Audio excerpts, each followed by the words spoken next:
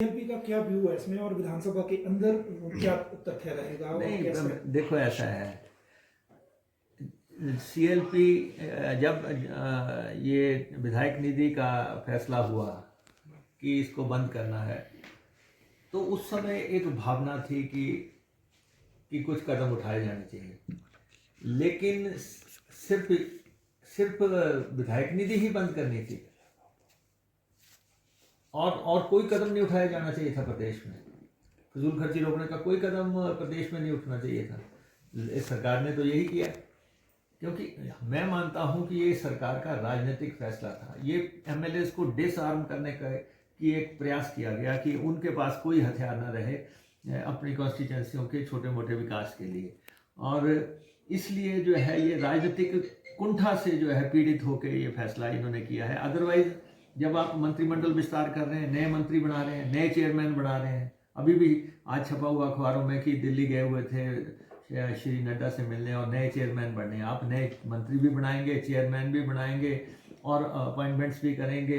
Institution नए खोलते जा रहे हैं। कोरोना काल में जब आप कह रहे हैं कि 30,000 करोड़ का नुकसान हो गया, जब आप जो है कर्जे ले रहे हैं, उस दौरान में आप बड़े बड़े इंस्टीट्यूशंस खोलने की कैबिनेट में फैसले ले रहे हैं, तो आपने कुछ भी बंद नहीं किया। भर्तियां आप जो है पोस्टें आप क्रिएट कर रहे हैं, जो भी करना है आप सब कर रहे हैं। सिर्फ आपने एमएलएस का ये पैसा जानबूझ के रोका और प्रदेशों में कुछ नहीं ऐसा हुआ।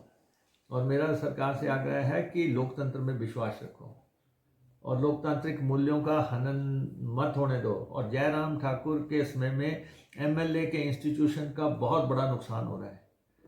बहुत बड़ा नुकसान एमएलए के इंस्टीट्यूशन का जाने अनजाने में जयराम ठाकुर कर रहे हैं।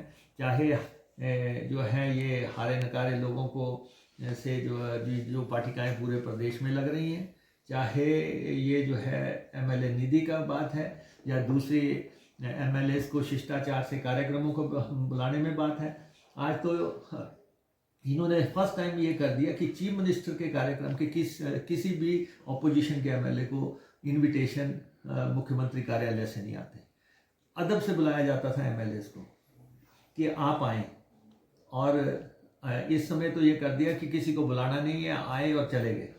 ये एमएलए के इंस्टीट्यूशन का अनादर हो रहा है और ये ज़्यादा देर नहीं चलेगी परिस्थिति। इसके ऊपर कोई ना कोई अंततः फैसला होगा कि किस तरीके से आप करना। और ये एमएलए के इंस्टीट्यूशन का सवाल है, मुख्यमंत्री को विधायक निधि को जो है बहाल कर देना चाहिए। और जब आप नई पंचायतें बनाना जा रहे हैं, जा रहे हैं, पता नहीं आज आया है 400 पंचायतें बनानी है, एक पंचायत पे 50 लाख का खर्चा होगा, तो आप 200-250 करोड़ रुपए पंचायतों पे खर्चोगे।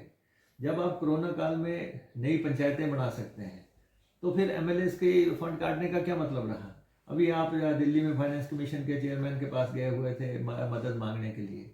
अब आपको बताना तो पड़ेगा कोरोना काल में कितना पैसा आया। आपने मंत्रों से पैसा लिया, आपने लोगों से पैसा लिया, आपने हर संभव तरीके से जो है यहाँ धन इकट्ठा किया गया कोरोना के लिए। तो उसको किस ढंग से बांटा गया, किस ढंग से लोगों को दिया गया। आज मैं देखता हूँ भाजपा के लोग कोरोना के पैसे से सब जगह दरियादिली दिखा रहे हैं। कहीं पे कंबल बांटे जा रहे हैं तो भाजपा के लोग बांट रहे हैं। अरे भैया, वो पैसा जो है जनसाधारण से इकट्ठा किया हुआ है। कहीं पे राशन बांटना था, उसमें आपने जो है अपनी पार्टी के लोगों से राशन बंटवाया। तो ये ऐसा होता है कि महामारी के दौर में भी आपने जो टोटल राजनीति की है, ये मसले तो उठने ही हैं। तो अभी तो सेशन की अनाउंसमेंट ही हुई है, लेकिन उसके बावजूद सरकार ने जितने भी सरकार या उनके मंत्रियों ने बयान दिए, वो सब इस तरीके से आए। और अब तो बड़े खुलेआम देख रहे हैं हम, भर्तियों में बड़े पैमाने पे धांधली होने जा रही है। बड़े पैमाने पे धांधलियाँ जो है भर्तियों में होने जा रही है, जिस तरीके से सरकार काम कर रही है। और उसके अलावा अभी आपने देखा एसएमसी टीचर्स जो है हटा के खिलाफ फैसला आया है। सरकार ने उनको प्रोटेक्ट करने के लिए कोशिश ही नहीं की। 2630 टीचर्स हैं, हैं। और इतने बड़ी नफरी को जो है जिस ढंग से हाई कोर्ट में डिफेंड किया जाना चाहिए था, सरकार ने नहीं किया। आज हम कहते हैं कि अदालत का फैसला उन शिक्षकों के खिलाफ आया। अदालत ने तो फैक्ट्स पे काम करना है। जब लेकिन जिस तरीके से केस रखा गया, जिस तरीके से पैरवी की गई, वो उसमें स्पष्ट हो गया कि सरकार ही नहीं चाह रही थी कि ये शिक्षक जो है नौकरी में रहें। तो इतने बड़े लोगों को जो है सरकार के सही पक्ष न रखने की वजह से ये भुगतना पड़ रहा है। और हम सरकार से कहेंगे ये राजनीति का मुद्दा नहीं है, ये विधान सत्र में भी हम डिस्कस करेंगे, ये कोई राजनीति का मुद्दा नहीं है।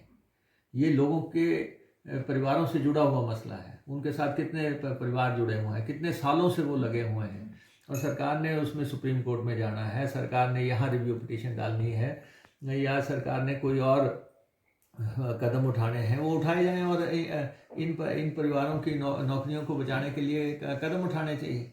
लेकिन ये स्पष्ट हुआ है, अगर उसको देखा जाए, कि सरकारी तरफ से जो है उनको सही तरीके से डिफेंड नहीं किया गया। सर, ये जो विधायक निधि है,